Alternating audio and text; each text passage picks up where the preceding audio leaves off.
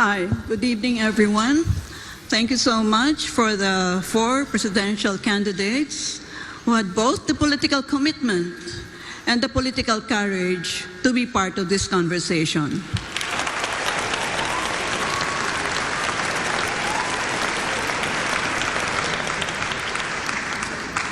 My area of research and expertise is on foreign policy and defense and security, so my first question will be within the rubric of these issue areas. All right. If the Quad were to become a collective security alliance, you, as our country's chief architect of our foreign policy, are you going to make the Philippines as a member of the Quad? Why and why not?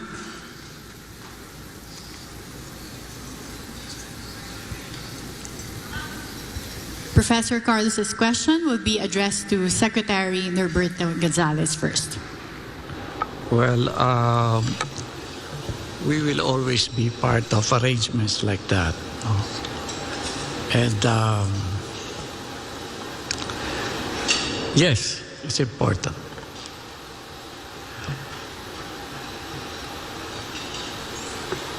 Dapat lagi kasi may mga kasama tayo kung may mga hiharap tayo mga problema sa mundo. Kaya kailangan, kung may mga arrangements na ganyan, dapat pinapasok natin.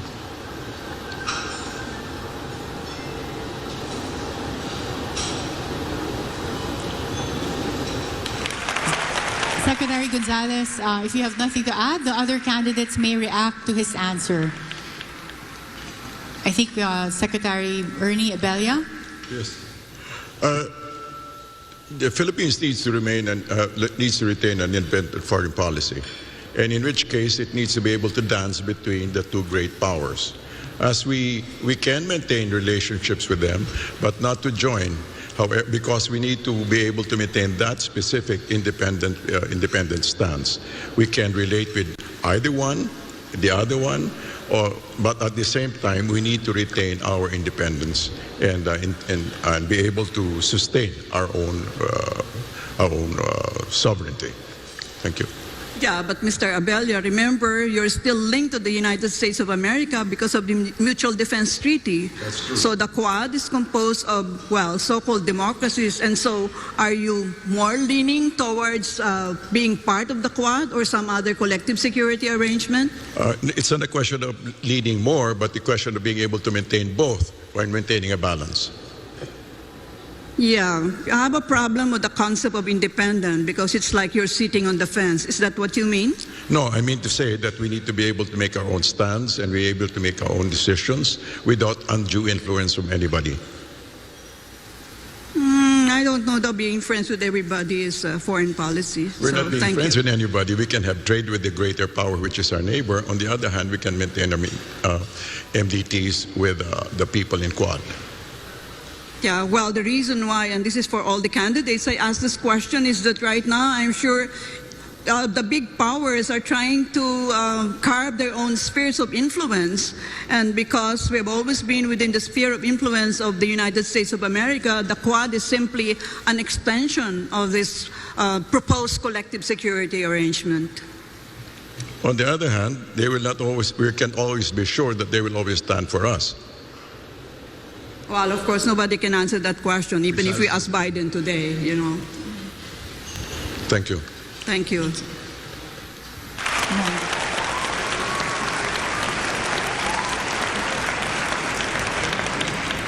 Senator Marcos.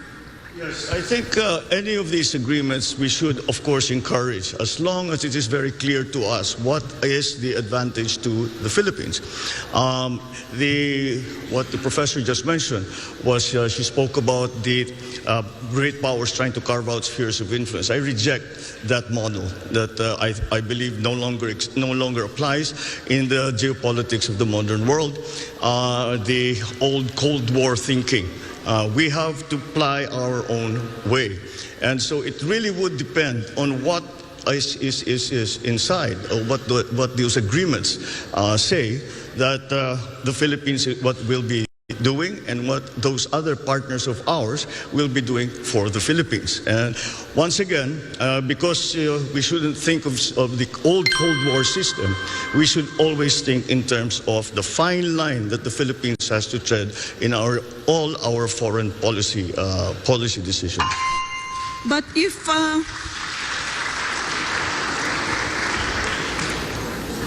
Mr. Marcos, if you reject the concept of spheres of influence, does that mean you're going to scuttle the Mutual Defense Treaty when you become President of the Republic?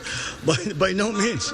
Linked to By the no United means. States of America as a defense ally. No, by no means. The relationship with the United States, our special relationship with the United States is not something that we can treat, be cavalier about. It is a very important one. And it has stood us in good stead for over 100 years. And that, I think, will never disappear from the Philippine psyche, the idea and the memory of what the United States did for us and fought with us in the last war. And so that is a specific part of our foreign policy. But then as we approach, we know that we are a hot spot right now. The West Philippine Sea is a hot spot in geopolitics right now. And that is why we still have to find our own line in terms of all of these arrangements. Except the one simple principle is that we will not cede 1 square inch of the Philippines to any country. Karen, do I have time for one more follow-up with Mr. Marcos? Yes, Professor Carlos. Yeah. Okay, if that is the stance that you have taken, Mr. Marcos, suppose you have a situation where China is trying to, take us in, embrace us within its sphere of influence. How would you react as our chief architect of our foreign policy? Once again, in terms of specifically to China, the correct approach still seems to be one of engagement. And no matter what the superpowers are trying to do, we have to work in the interest of the Philippines, and we cannot allow ourselves to be part of the foreign policy of any other country. And we have to have our own foreign policy. So again, whatever the superpowers do, we as a highly strategic having a highly strategic geographical location in the world, really have to walk that very, very fine line between these great powers who, I always say, these are great powers, we are in between. If they sneeze at the same time, we disappear from the map. And that is something that we always have to keep in mind. Thank you. Calyodi, we'll hear from you. Para sa akin talaga ay maiwasan yung lahat yung pakikipagkaisa dito sa mga malaking bansa sa daigdig na ang relasyon ay gagawin tayong parang pawn lang sa mga kanilang mga labanan. Ang aking naiisip talaga ay maging unaligned ang ating bansa sa mga malaking kapitalistang bansa sa daigdig, tapusin yung ating military agreement sa US, yung Mutual Defense Treaty, yung BFA, yung EDCA, at pati yung relasyon natin sa China na dihado tayo. Makipagkasundo lamang tayo doon sa mga bansa nagagalang sa ating mga karapatan, sa ating soberanya, sa ating territorial integrity, sa ating mga panuntunan. Any follow-up questions, Professor Carlos? Yeah, Mr. De Guzman, kung gusto ninyong non-aligned po tayo, ay saan po tayo tutukod? Alam niyo naman ng ating military yung pinakamahina sa buong ASEAN region.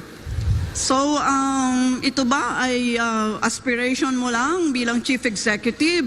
Or is non-alignment, this is still something that will wash in international politics now?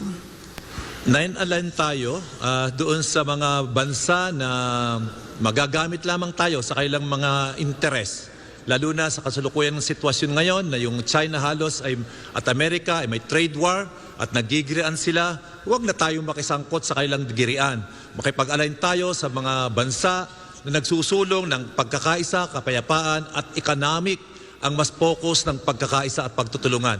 At hindi yung papanig sa Amerika o sa China, lalo na sa usapin ng West Philippine Sea na siya ang pinaka mainit na usapin sa ngayon.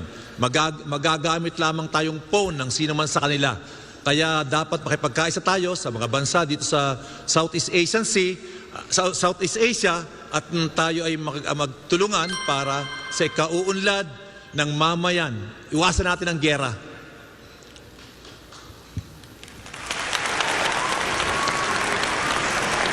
Is there any rebuttal from our candidates? I can see Professor Carlos wanting to be part of the debate. I'm sorry.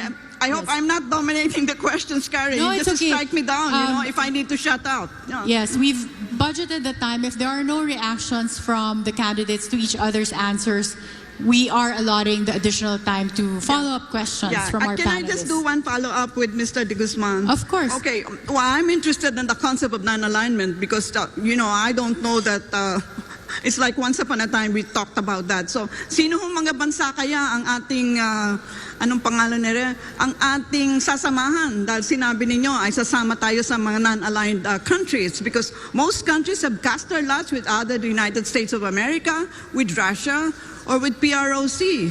So saan tayo? Diyan lang ba tayo nakaupo sa bakod? Ang gusto natin ay hindi dependent, kundi isang independent foreign policy at makikipagkasundo tayo. Hindi naman tayo magpuputol, kundi makikipagkasundo tayo sa mga bansa na re-respeto doon sa ating sovereignty at territorial integrity. Mas ganon at ang mas makakakapit natin sa kasalukuyan, lalo na sa usapin ng West Philippine Sea, ay itong mga Asian country.